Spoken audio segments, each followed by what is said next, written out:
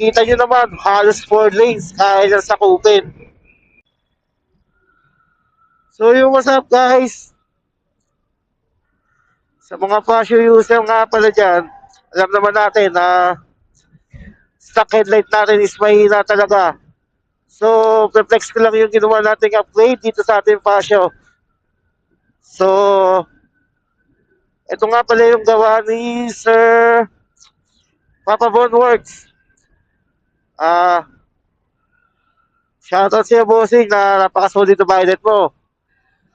As nakikita nyo is ito yung all white niya. Meron siya 3 modes. Ito, all white, then yung yellow, then yung all weather. Yan.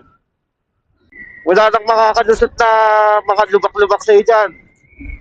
Kita nyo naman, halos 4 lanes, kaya lang sakupin. So, ito yung isa sa pinakamagandang upgrades na pwede nyo gawin sa fashion nyo. In terms of looks at sa comfortability. Yung ilaw is isa sa pinakamagandang upgrades yan. So, lalo sa mga babae sa gabi, tulad ko as MC Taxi na nagsa-sideline after work na inaabot na ng mga 10 oras ng gabi. So, isa to sa mga masasabi ko na magastos pero sulit na upgrade. Sa sobrang lakas ng ilaw, hindi mo na kailangan mag-MDL dito. So, yan.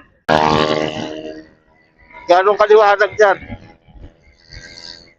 Kahit nasa harap ko, hindi na mag-headlight. Ito pa lang, sulit na yan, no?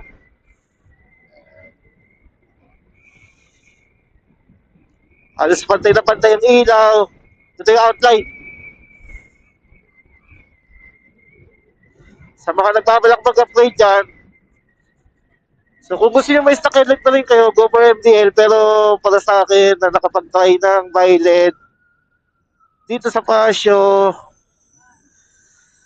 I will definitely recommend violet. So kung sa tatanungin nyo kung hindi siya LT o legal, meron naman siyang all white mode doon sa RGB niya. Pwede nyo naman siyang off. Pwede rin naman kayo mamili na all white. Set nyo ng all white para hindi siya sintay na LTO. Diba? So, yun lang.